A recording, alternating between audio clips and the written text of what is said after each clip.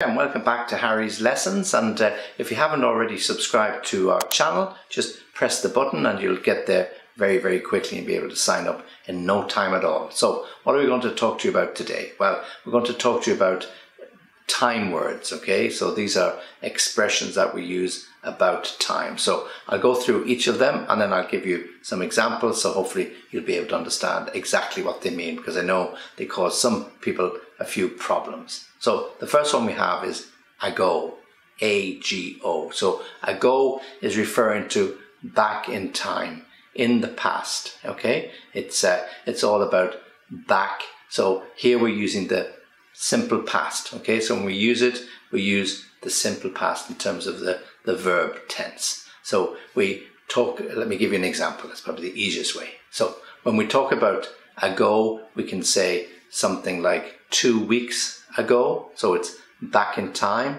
okay? You're traveling back in time like Doctor Who, okay? So back in time, 2 weeks ago, 2 months ago, 2 days ago. So here's an example. You meet your friend and you're walking down the street and you're asking about some other friend, Jane. He says, oh yes, Jane, she moved to Canada 2 weeks ago. So he's talking about 2 weeks back from the time that you met him, 2 weeks ago, okay? So I submitted my CV for that job 3 months ago and I haven't heard anything yet. So back in time, 3 months ago from now, you sent in a CV application and you haven't heard anything about the job, okay? So the next time word I want to use is before, B-E-F-O-R-E. In our first example, when we're using ago, we said when we spoke to Paul that Jane had moved to Canada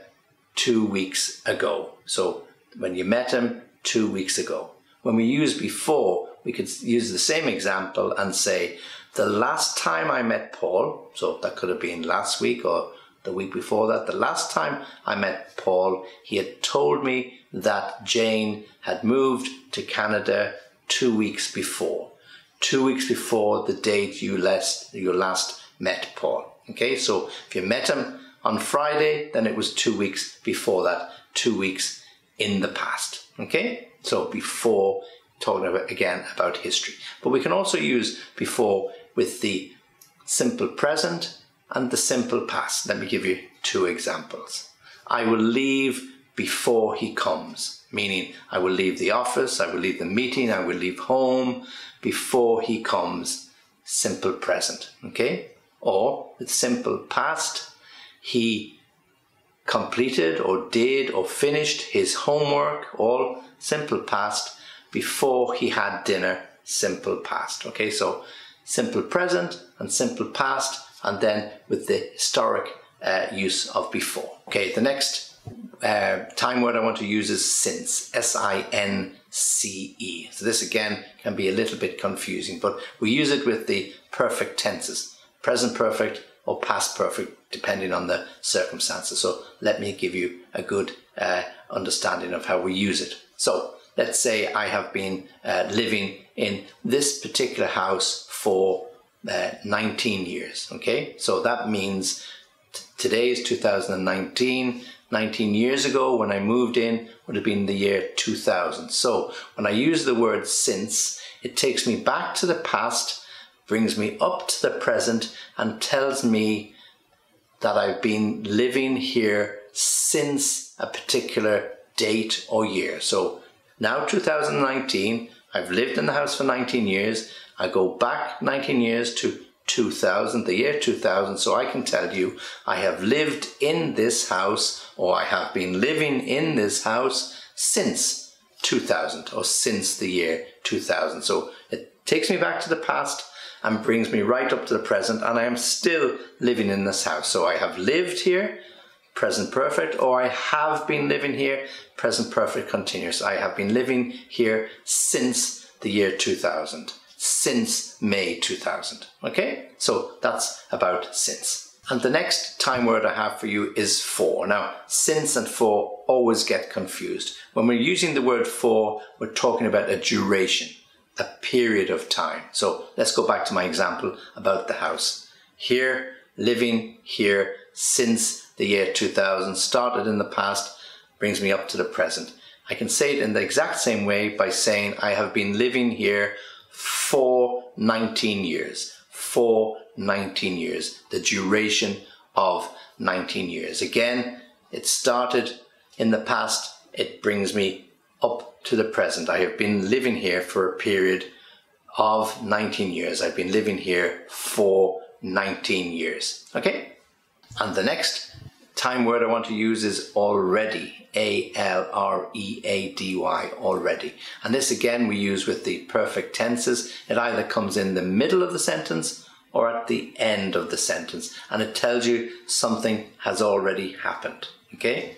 She had already left the party before he arrived. She had already left the party before he arrived. Using it in the past perfect. She had already left the party before he arrived, and it's already in the middle of that sentence. Yeah? Did you post that letter for me?